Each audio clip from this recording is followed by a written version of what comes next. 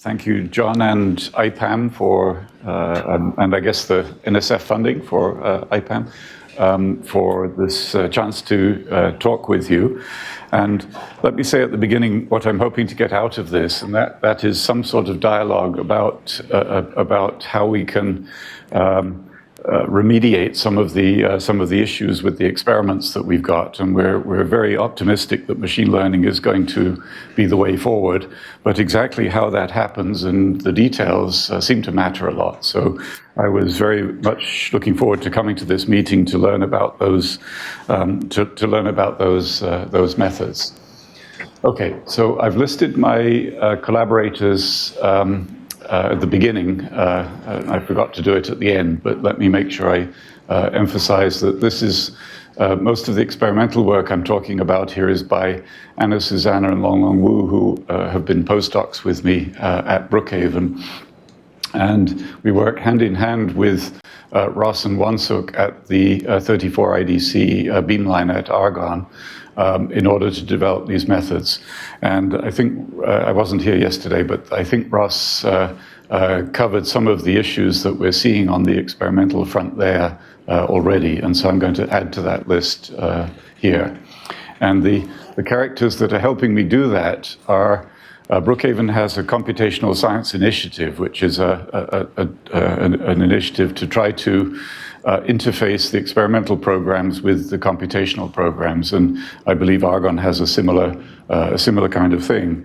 But what we've been able to put together is a collaboration. We've got a little bit of funding with Xinjie Yu as the senior computation person, and Yu Wei is an image processing person who brings a new perspective on things, and she is a postdoc who's been already very active, and I'll show some of his results towards the end of the talk.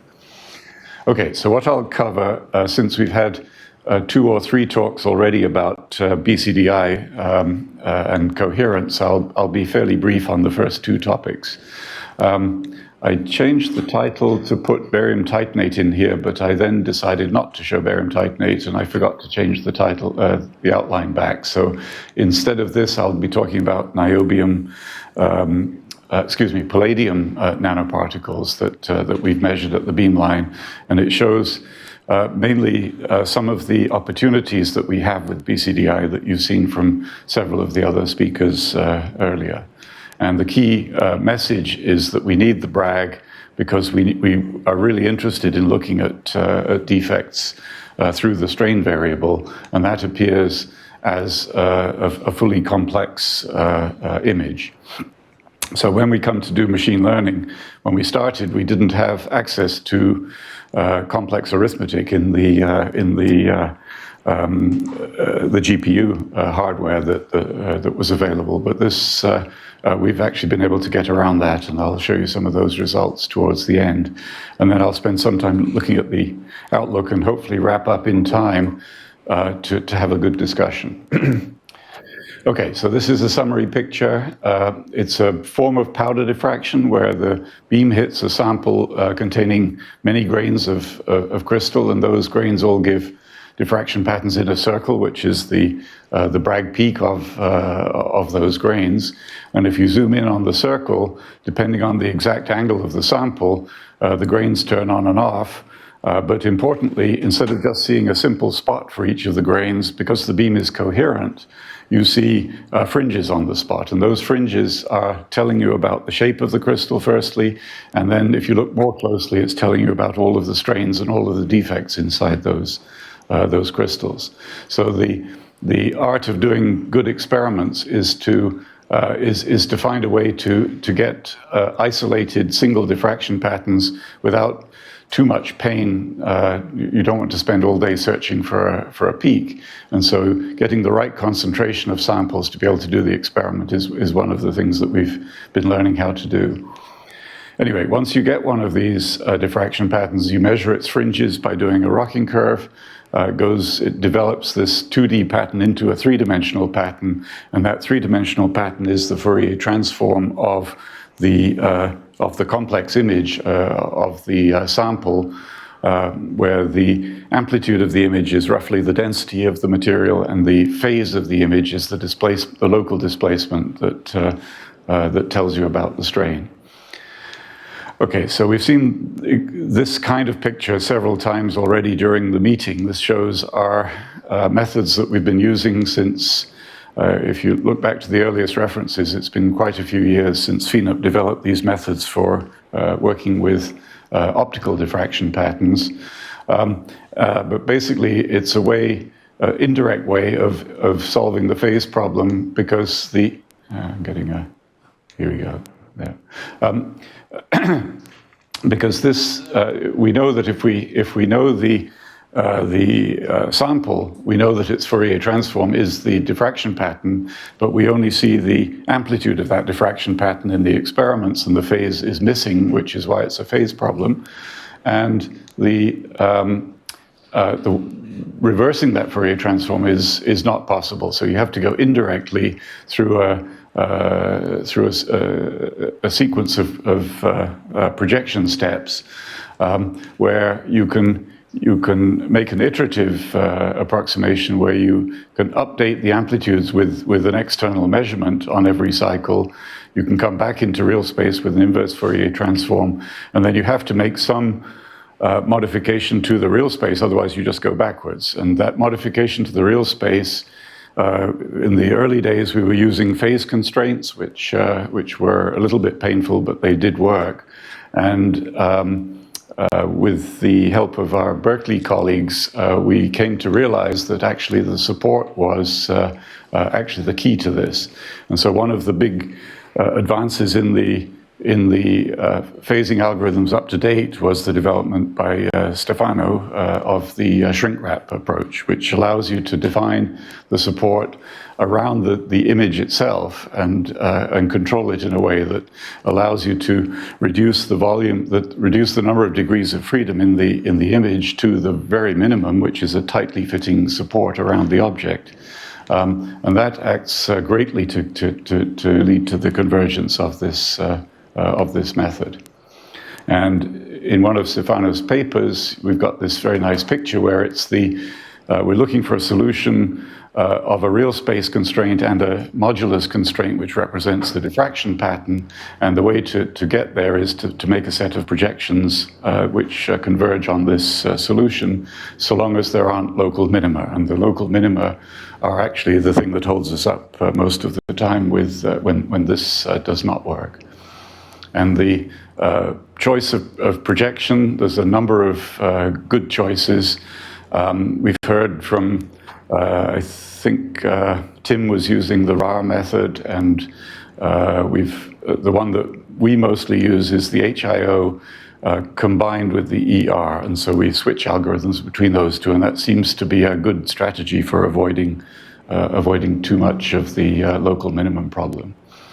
Anyway, this is 10-year-old technology. We've been doing this for 10 years and doing science with it, which is all very good. And now we want to look forward to and I'll tell you what some of the issues are that we can't solve, and then we'll look forward to doing this using machine learning type methods. So finally, before I show the one example I'll go through, this is the picture that explains why the phase shift of the diffraction coming from each different point of the crystal is simply related to a displacement of the crystal. And it's just the same thing as Bragg's law, where if you move this part of the crystal to the new location by a vector u, then you change the phase of the diffracted wave by these two little red pieces.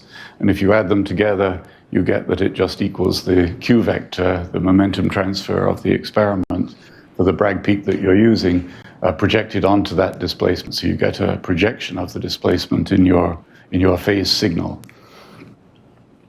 Okay, so this was the palladium sample that I'm going to use as an example.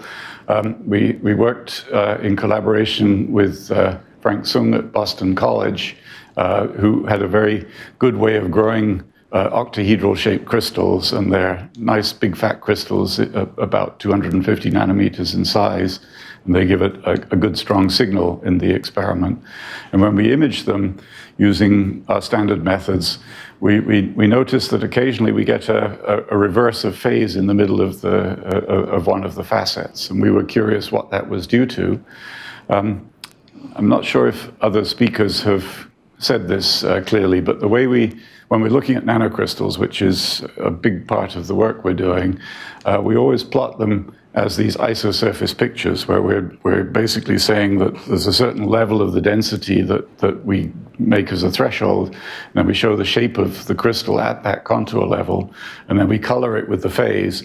But that's only part of the story. That's the phase on the surface of the crystal, and very often it's important to look inside. And so if we go to this one, this is now a cross-section through it, and you can see that blue feature that appears on the face is actually a little lump of material that has a phase which is different from the rest of the crystal, and the rest of the crystal has got a sort of cylindrical band of positive phase going around the outside. So what's happening is that there's some kind, remember that the phase is the projection of the displacement of the crystal, and so the positive phase means that the crystal is displaced towards the Q vector, and the blue means that it's displaced away from the Q vector.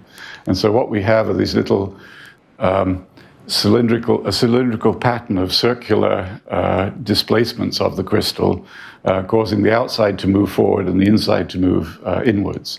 And you can sort of figure what we concluded, and we were able to do simulations that I'm not going to show to sort of convince ourselves of this, is that there's actually a seed here, which is around which the rest of the crystal was grown. And when Frank made the crystals, that was how he made it. He did a precipitation as a seed and then transferred the seed into a growth solution. And it turns out, as our experiments show, that the seed is sitting in the middle of one of the facets, and the rest of the crystal grows up around that seed. And the seed can still be seen inside the crystal afterwards as this little patch of negative displaced material inside a cloud of positive displaced material. And this on the right is the COMSOL simulation of the same thing, where we put in a little block of seed and simulated the effect on the shape of the crystal, and it agrees reasonably well. So that's the kind of material science we're trying to do, but I'm going to come back to the issues with the method, which I think that the machine learning is going to be very important for. Okay, so the summary then is that we've got good results for nanoparticles. Whenever we see these nice fringe diffraction patterns, they come from facets on the sample, and we can get a good reproducible image in 3 dimensions of those nanoparticles. And we've got a good selection now of different algorithms that work in this iterative method. And basically, with the aid of the shrink wrap, we have a good amount of oversampling. We've got many more measurement points than we have unknown points inside the sample. And so we can trust that this oversampling is giving us a unique solution. Although in practice, noise very often shows up as multiple solutions, hopefully very similar to each other, where we can say that on average we're getting the right structure, but it's not mathematically perfect. So the place where we're mostly running into trouble is over what I'm calling phase domain structures. And these are materials which are interesting as materials because they contain, for example, ferroelectric domains or magnetic domains or charge density wave domains and things like this, which we're very interested in studying. But those domains give large jumps in the phase of the object, and they give strongly speckled diffraction patterns. So instead of seeing the diffraction pattern with a single center and a lot of fringes around it, we get multiple centers in the diffraction pattern, and that is the sign that we have a domain structure. And suddenly, as soon as you have one of these multi-center patterns, the methods stop working. And so we have very limited scope for looking at these structures. I think the best we've done is about 10 domains or something in a sample. And it's no problem to get samples with thousands of domains. So we really need help it's still an overdetermined problem. It's still well posed, but the methods that we have are not able to solve that. And again, I'm speculating a little bit. Maybe Stefano wants to say something, but it could be because the support doesn't work as well for these domain structures, because the support tries to invade the space in between the domains, and so it doesn't neatly solve for the shape of the sample properly. And the way we see it in the experiment is we get non-reproducible, we get domain-looking structures, but we get very different ones every time we do it. Okay, so turning now to machine learning. Again, this is familiar to people that do that, but I did want to make the point that, which is my personal view and certainly not something we can prove, but if you look at the anatomical structure of particularly the visual cortex, it's got this very sort of layered kind of structure where you have a lot of synapses in between the neurons in patches, in layers inside this, and it's been known for some time that it has this structure. And this structure is actually exactly what you build when you run one of these UNet structures. So you basically divide the computation up into layers, and each layer talks to all of the nearby pixels in the image and combines them together with a very large number of coefficients and codes the data down to a very small array, which is very deep, and then expands it back up again into in the decoding side of the picture. And for the situation we're in, we would like to be working with a diffraction pattern on the left-hand side and an image on the right-hand side. And because of this complexity of the image, the way we initially did it was to have a separate image for the amplitude and for the phase. So we get two images out for one set of data going in to represent the fact that this is actually a complex image with the strain all centrally part of the problem. So we've got two encoding chains in the neural network. So this was our first attempt at this, and this was the work of Long Long when he first joined us 3 years ago at Brookhaven. And we implemented it in PyTorch, but that wasn't for any particular reason. It was just available. But a key feature of this is that even though we're modeling a Fourier transform, there's no actual Fourier transform in this calculation. There is a Fourier transform when you do the training, because when you do the training, you have to take pairs of simulated diffraction patterns and simulated images, run them through the training in order to set all the coefficients in this network. And in order to connect the two, you have to have a Fourier transform going in the forward model to go from. So you model images and calculate their diffraction patterns with a Fourier transform, and so all of that goes into the loss function, but it doesn't go into the actual structure of the network. And once it's programmed, once you've got all the training done, you can do this calculation in microseconds. And so you can get an immediate real-time image for your data, and you could do this at the beamline, and we do it at the beamline very, very quickly. But a lot of the tricks, as we found, were to do with the training side of things. Okay, so in order to model it, we modeled nanoparticles using a very general super ellipsoid function, and we modeled phase with a three-dimensional polynomial function, combined all of those together, produced tens of thousands of training data sets to train up the network, and then started to apply it to experimental data. Okay, so the step you do in between is to do a validation, which is where you take the simulated data and then ones that haven't been used for the training, but you can simulate further examples and just check that those all work correctly. So here are a few selected training diffraction patterns, and we show the ground truth, which is the object used to generate the diffraction pattern, and the output amplitude from the network, and they agree pretty well with each other, both for the amplitude output and for the phase output. So we've got fairly good performance of this neural network due to the training. It's not perfect, however, and what we found was that if you look at this amplitude and phase are the predictions from one of these test examples. The agreement is not perfect. It's actually at a level. If you work it out as a chi-square, it's at a level of 10 to the minus 2 or so, which is good, but it's not. This is a mathematical problem, and so it should have perfect agreement.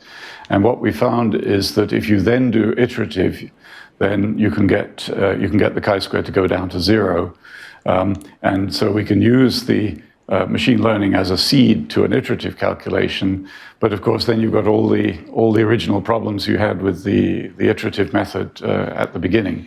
Even though you can seed it using the machine learning, it doesn't necessarily solve the fact that you've still got multiple solutions possibly available. Here is the performance with experimental data. This is just a single slice of one of these three-dimensional diffraction patterns that we measure at the beamline with Ross and Wansuk.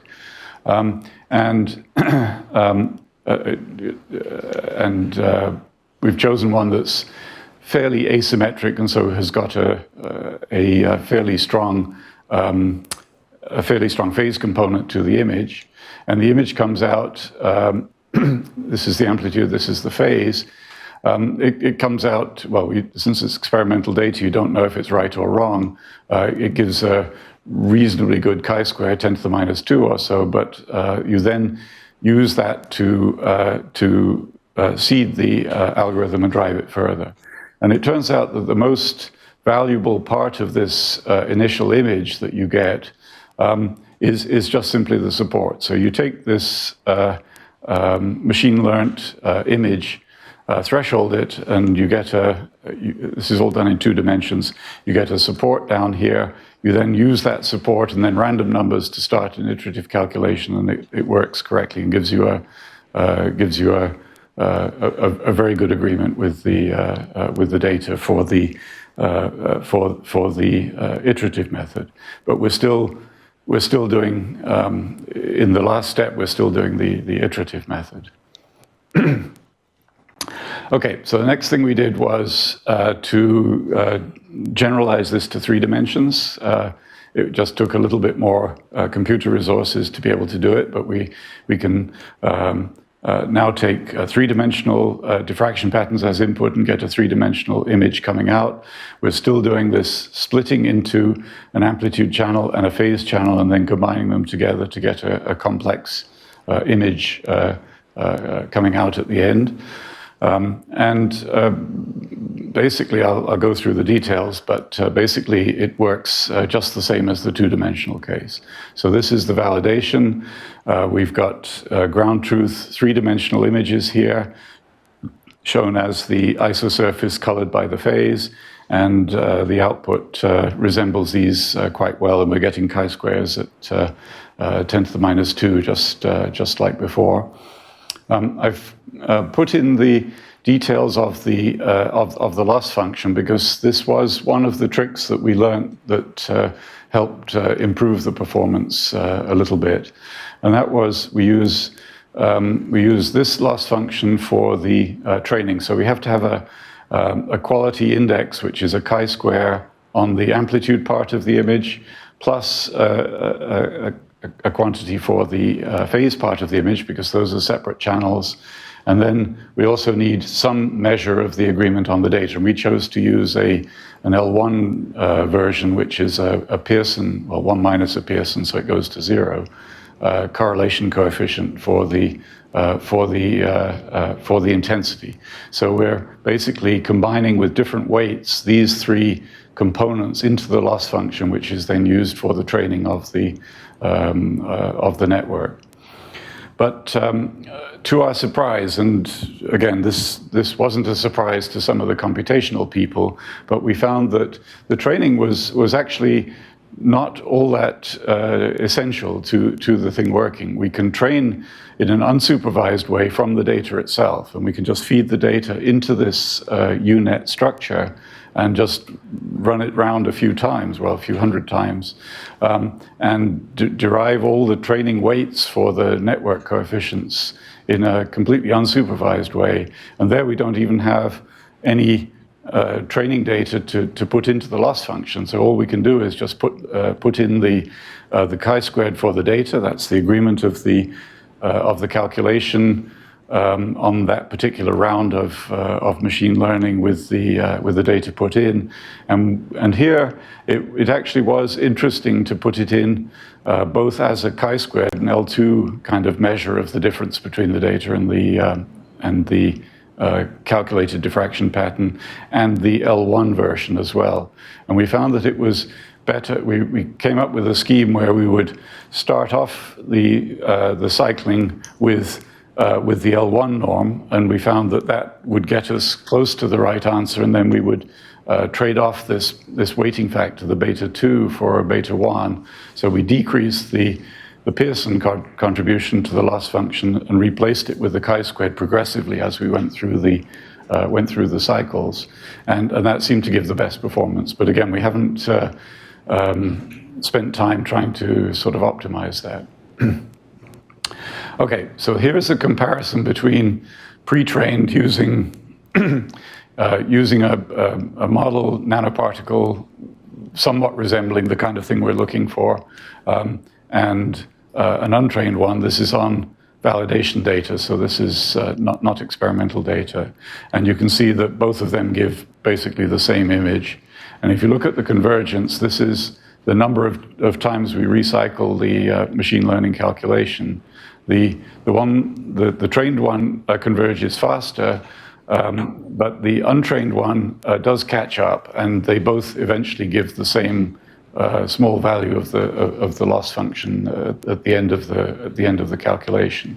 So if you do enough cycles of machine learning, it doesn't make any difference which method you use, is what we found. And then we looked at some experimental data. We actually made some new samples for this. This was Anna's work in the chemistry lab. And we got these very beautiful cube-shaped strontium titanate crystals, which we're still looking at. Excuse me. And unsurprisingly, that's the one on the left here. The machine learning gives a nice cube-shaped image with a somewhat interesting phase, and we still don't understand that, but it may be another kind of seed effect that was what we saw with the palladium. So in the paper, we covered 4 examples of different samples. We looked at the strontium titanate that was newly made. We had some old samples of barium titanate. We had the palladium ones, which I showed you earlier, made by Frank Sung, and Ross's stock of gold nanoparticles, which everybody uses just to show that the method is working. And for all of these kinds of nanoparticles, we had good success, and we got as good images as we get with the iterative method, plus or minus. So it's working well. And we use these, particularly the strontium titanate, we used to actually do a direct comparison between what we get with the machine learning and the iterative method. And if you look at the chi-squared, this is just a histogram of 100 tries to look at the same data set with an untrained machine learning calculation versus using the iterative calculation. And as we've always found, you get a distribution of chi-square values. It's a fairly narrow distribution, but you don't get identical solutions every time. You get a lot of very similar looking solutions that you believe all of them are correct, but you can't say one is better than the other.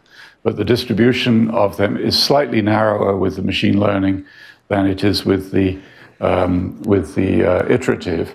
And if you look at the Pearson, which, if you remember, this was included in the in the loss function for the machine learning, the Pearson comes out a little bit better for the machine learning. So we can say we've got a slight advantage over the iterative methods by using the machine learning. If we look at this Pearson correlation as a measure of the agreement with between the measured diffraction pattern and the Fourier transform of the image that comes out. Okay, so to look at some examples, these again, the strontium titanate, which was the nicest example. These are 3 perpendicular cross sections through the image, and we've got the machine learning image amplitude and phase at the top, and the iterative calculation at the bottom, and you can see that this one looks a little, the edges look a little bit less distinct, and the phase looks a little bit more choppy. Of course, we don't know which one is correct, but the chi-squares basically in this case were both about the same. But we do think that the smoothness of the amplitude is a good sign, because we do believe the amplitude should be smooth inside the crystals. So it looks like we're winning slightly with this machine learning method. And here are the different images. One other point that's nice is that the phase is quite strong in this sample, and it comes out quite well developed in the machine learning calculation. But if we do the iterative, we get phase wraps, and that's because 10 minutes, okay, because here we don't actually, we've got a separate amplitude and phase. There's no complex number involved, so there's no such thing as a phase wrap. Whereas in the iterative calculation, we are looking at the image as a complex measurement at each point, and so you get places where the phase goes beyond pi and comes back as minus pi because there's a phase wrap there. So again, this is suggesting that this might be good for strong phase type situations. Okay, so this sort of summarizes how far we've got with the 2 papers that we've published so far. The places where we would like to go forward, the first one we've actually started to do, and this seems to be working really well.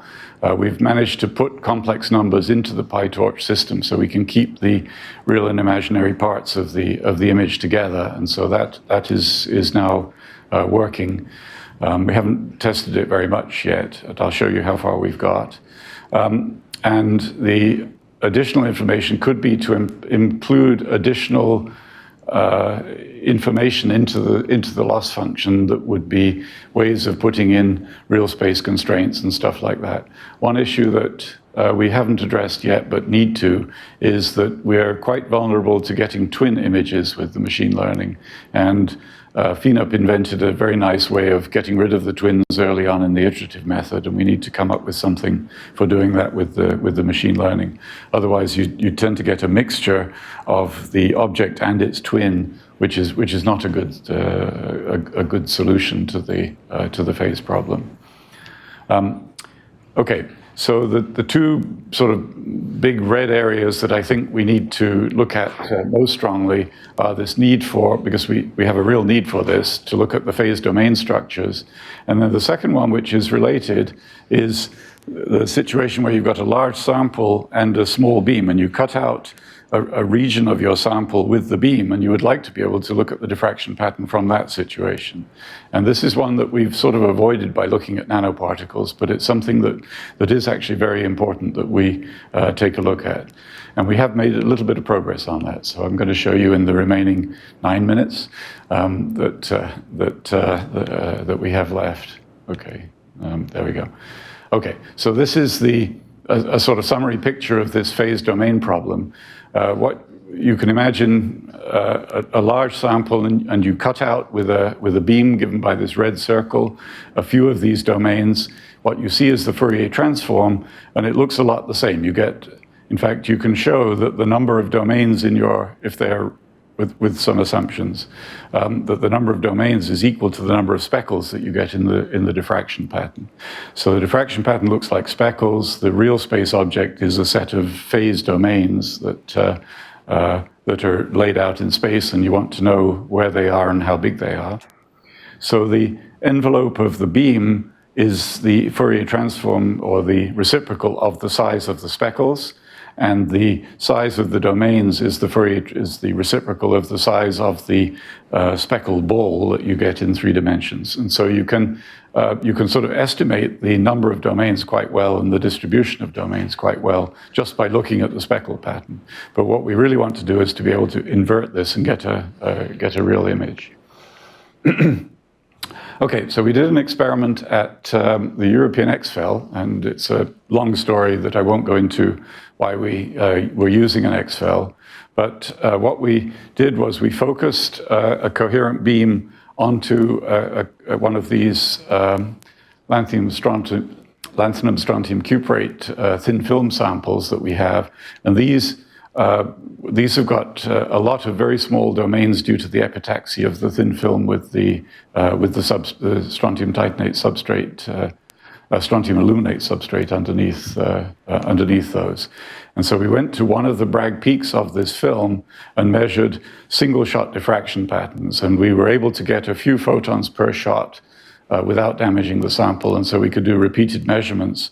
And so we did a big, long scan of an hour with 1,000 trains of 140 pulses each at this very high rep rate of the European XFEL. And to our surprise, we found quite big fluctuations between those shots.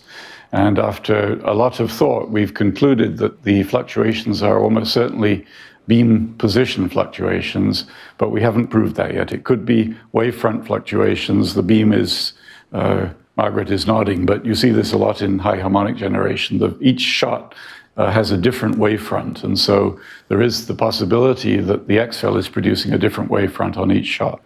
And what we would like to do is use this sample, assuming that it's static, to actually learn what these fluctuations are doing.